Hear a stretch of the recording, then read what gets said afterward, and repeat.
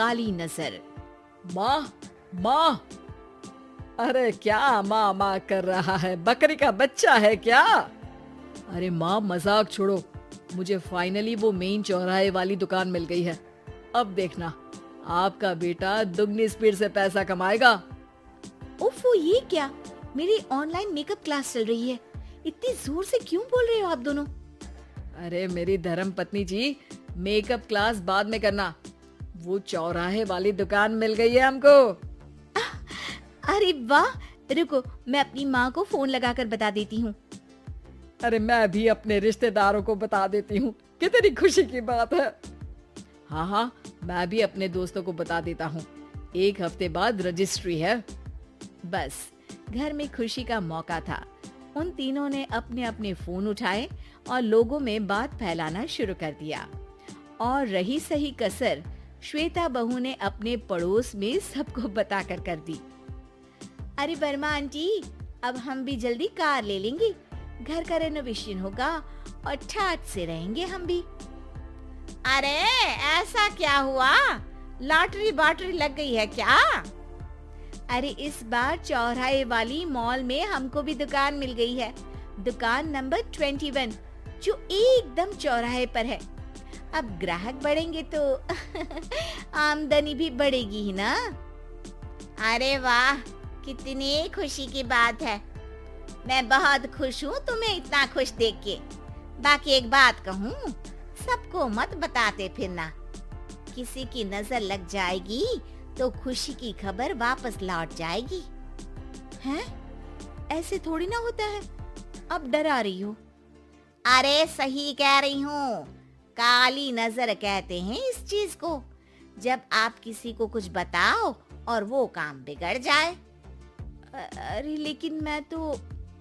तुमने सबको बता दिया ना? हाँ, फोन लगा लगा के। अब बच के रहना। काली नजर बड़ी खतरनाक होती है। श्वेता इतनी खुश रहती है कि वो वर्मा आंटी की बात पर ध्यान ही नहीं देती, जबकि पड़ोस में और भी लोगों से खुशी की खबर शेयर करती रहती है। अगले दिन राजेश बहुत दुखी होकर घर आता है।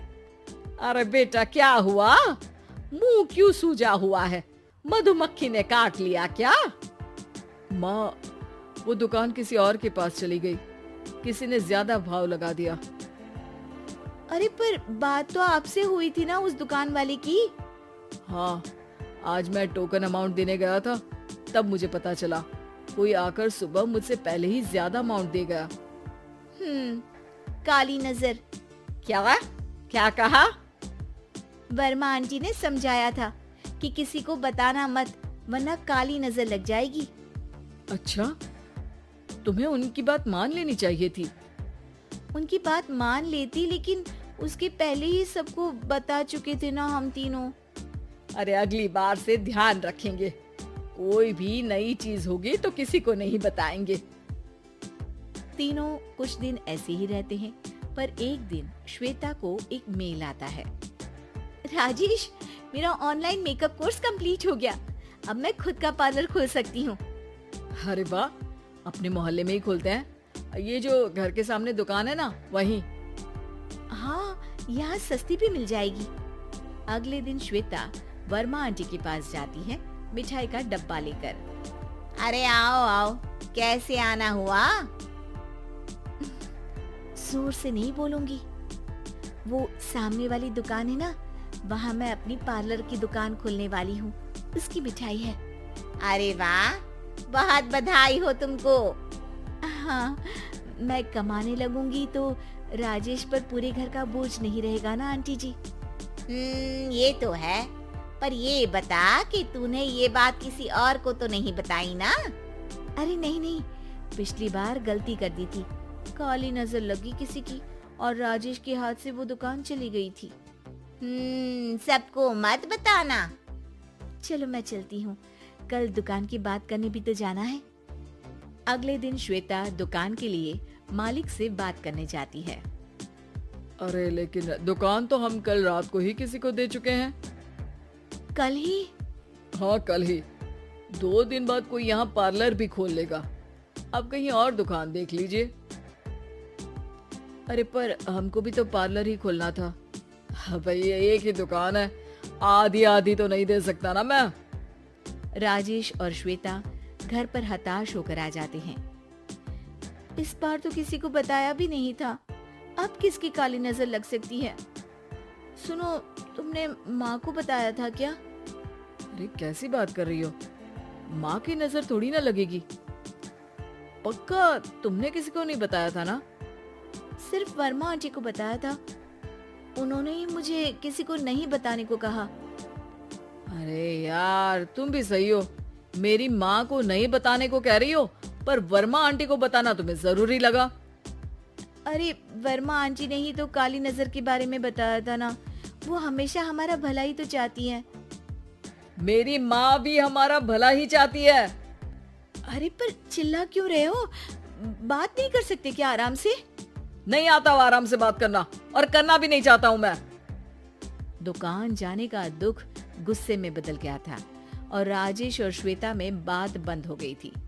2 दिन बाद मोहल्ले में पार्लर का इनॉग्रेशन हुआ, जिसमें मोहल्ले के सभी लोगों को बुलाया गया, पर श्वेता, राजेश और माँ नहीं जाते।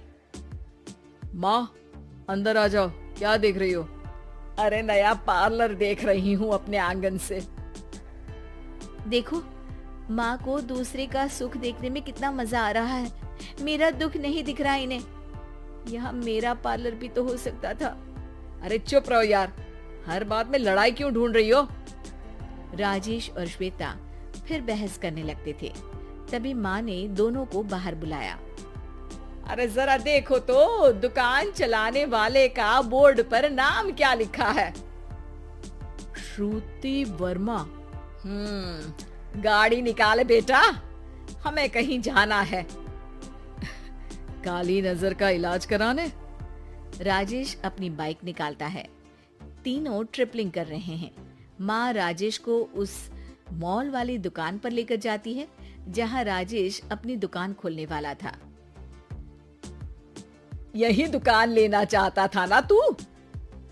हाँ, पर इनको भी दुखी करने लेकर आई हो क्या यहाँ पर दुकान दिखाकर? वहाँ काफी नहीं था? अरे श्वेता, थोड़ा सब्र रख, अभी पता चलेगा कि हम यहाँ क्यों आए हैं। बता, इस दुकान चलाने वाले का नाम क्या है? अनुपम वर्मा। कुछ समझ में आया? वो दुकान वाली श्रुति वर्मा, ये दुकान वाला अनुपम वर्मा, और हमारे पड़ोस में हमने उस दुकानों के बारे में बताया किसको था? वर्मा आंटी को। मतलब वर्मा आंटी ही हमारा काम बिगाड़ रही है? नहीं नहीं, ऐसा नहीं हो सकता, ये बस इत्तेफाक है। राजेश अपना फोन निकालता है और श्रुति वर्मा और अनुपम वर्मा के नाम फेसबुक पर सर्च करता है, जहां ये दोनों ही वर्मा आंटी के रिश्तेदार होते हैं। श्वेता को समझ में आ जाता है कि वर्मा आंटी की ही नजर काली नजर है। अब क्या करना है? कोई भी खुशी की खबर हो तो काली नजर से बचना है, यानी वर्मा आंटी से बचना है। अरे पर मुझे ये समझ में नहीं आया कि वो हमारे साथ ऐसा क्यों करेंगी।